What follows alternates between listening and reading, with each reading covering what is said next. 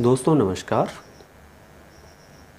कहानियों का सिलसिला जारी है। ऐसी ही एक बहुत ही अच्छी कहानी आप लोगों के साथ आज शेयर कर रहा हूँ। ये कहानी मैंने किसी अखबार में पढ़ी और मुझे बहुत अच्छा लगा, तो मैंने सोचा आप लोगों के साथ इस कहानी को शेयर करूँ। कहानी इस तरह से है। एक गांव में एक राजमिस्त्री हुआ करता था। राजमिस्त्री समझते होंगे आप, जो घर वगैरह बनाता है और ईंट और सीमेंट के जरिए वो घर का निर्माण करता है। तो एक राजमिस्त्री हुआ करता था, उसकी पत्नी, दोनों एक गांव में रहते थे।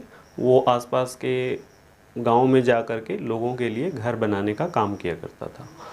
एक बार गांव में बहुत ही अकाल की जैसी स्थिति छा गई और वो बेरोज़गार हो गया। लोग काम नहीं देने लगे उसे।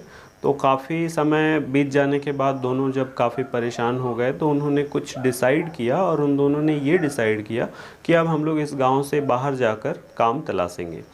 तो वो दोनों काम की तलाश में पति पत्नी बाहर निकल जाते हैं, और जब वो बाहर जाते हैं उनको कोई काम नहीं मिलता है। काफ़ी दिन परेशान होने के बाद थोड़ा सा आराम करने के लिए वो एक पेड़ के सामने बैठ जाते हैं और सोचने लगते हैं कि पता नहीं कब काम मिलेगा नहीं मिलेगा। तो ऐसे में वो देखते हैं कि सामने एक बिल्डिंग बन रही होती है और उसका जो कॉन्ट्रैक्टर होता है वो वहाँ खड़ा होकर उस बिल्डिंग का काम करवा रहा होता है। जो बिल्डिंग में काम कर रहे मज़दूर और कारीगर होते हैं वो उस हिसाब से काम नहीं कर रहे होते हैं जिस हिसाब से वो कॉन्ट्रैक्टर चाहता है, और वो काफ़ी वहाँ पे मतलब आलस के साथ में, या यूँ कहें कि वो टाइम पास कर रहे होते हैं, बहुत ज़्यादा टाइम ले रहे होते हैं। तो ये बात कॉन्ट्रैक्टर को अच्छी नहीं लगती है। उसका पैसा खर्च हो रहा होता है, लेकिन जितने समय में वो सोचता है उस काम को पूरा करना, वो काम पूरा नहीं हो पाता है। वो काफ़ी परेशान हो रहा होता है।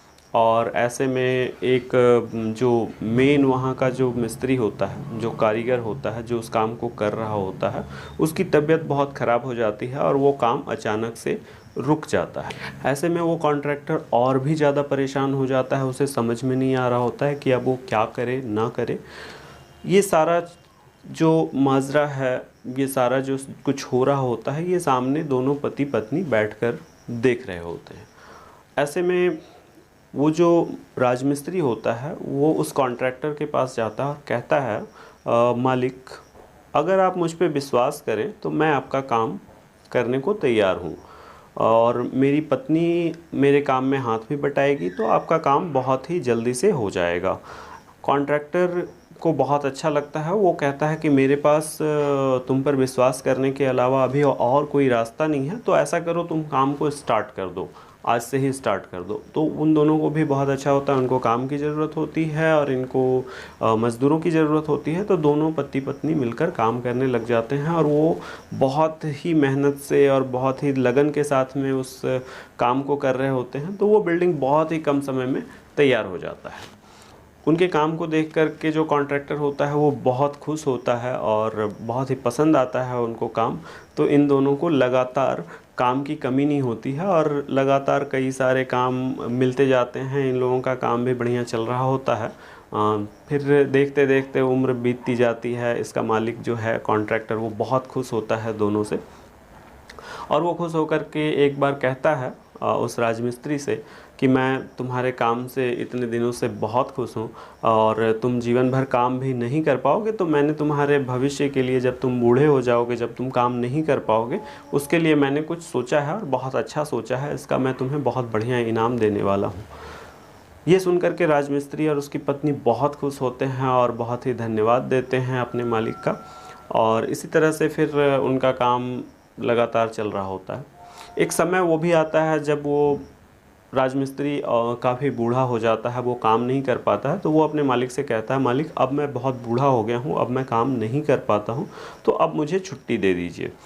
उसका मालिक कहता है कि ठीक है, मैं तुम्हें छुट्टी दे दूँगा, और ये तुम्हारा एक आखिरी काम है, बस मैं तुमसे यही चाहता हूँ कि तुम ये मेरा आखिरी काम कंप्लीट कर दो।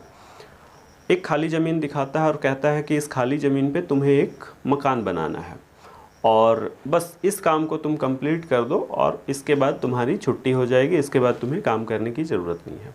वो भी सोचता है, चलो मालिक आखिरी काम करने को तो कह ही रहे हैं, बस इस काम को कर देते हैं। वो किसी तरह से बस सोचता है कि जल्दी से इस काम को कंप्लीट कर दूं, और वो पूरे मन से काम नहीं करता है, पूरे लगन से काम नहीं करता है, बस किसी तरह से उस बिल्डिंग को कंप्लीट करना चाहता है, उस काम को कंप्लीट करना चाहता है, और वो जल्दी जल्दी में हड़बड़ाहट में जैसे तैसे करके उस मकान को बना देता है। वो मकान बन तो जाता है, लेकिन उसमें कई सारी कमियां रह जाती हैं, जैसे दरवाजे टेढ़े रह जाते हैं, मकान की दीवारें टेढ़ी मेढ़ी हो जाती हैं।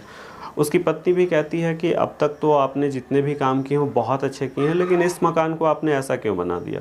वो कहता है बस ये आखिरी काम ही तो है, कौन देखने जा रहा है, ये आखिरी काम मैं बस किसी तरह से कंप्लीट कर देना चाहता हूँ। फिर उसका मालिक आता है उस मकान को देखने के लिए। वो देखकर कहता है ये क्या, तुमने बहुत ही अजीब सा मकान बनाया, तुमने अच्छा मकान नहीं बनाया, क्यों नहीं बनाया, तुम तो बहुत अच्छे कारीगर हो, तुम तो बहुत अच्छी मकानें बनाते थे।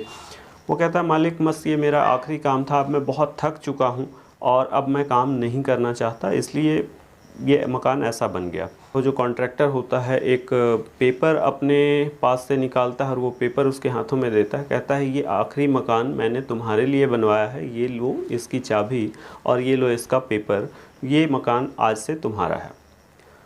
वो कॉन्ट्रैक्टर वहाँ से चला जाता है। जाने के बाद जो वो राजमिस्त्री होता है वो बहुत दुखी होता है अपने आप से और कहता है कि ये मैंने क्या कर दिया, अगर मुझे पता होता कि ये मकान मुझे मिलने वाला है तो मैं इसे बहुत अच्छी तरीके से बनाता, लेकिन ये मैंने क्या कर दिया, मुझसे बहुत बड़ी गलती हो गई, बहुत बड़ी भूल हो गई, ये मैंने क्या कर दिया।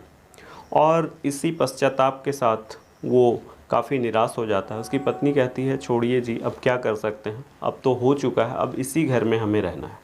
तो ये इस तरह से एक छोटी सी कहानी है, और इस कहानी के पीछे हमें क्या सीख मिलती है ये आप लोग कमेंट सेक्शन में ज़रूर बताएं। उम्मीद करता हूँ आप लोगों को कहानी बहुत पसंद आई होगी। इसी तरह से कहानियों का सिलसिला जारी रहेगा। अगर आप लोग हमारे चैनल पे नए हैं तो चैनल को सब्सक्राइब करते जाइए, बेल आइकन को भी दबा लें ताकि हमारी आने वाली हर वीडियो की नोटिफिकेशन आपको सबसे पहले मिल सके। वीडियो अगर अच्छी लगी हो तो लाइक करें, अगर अच्छी ना लगी हो तो डिसलाइक भी ज़रूर करें।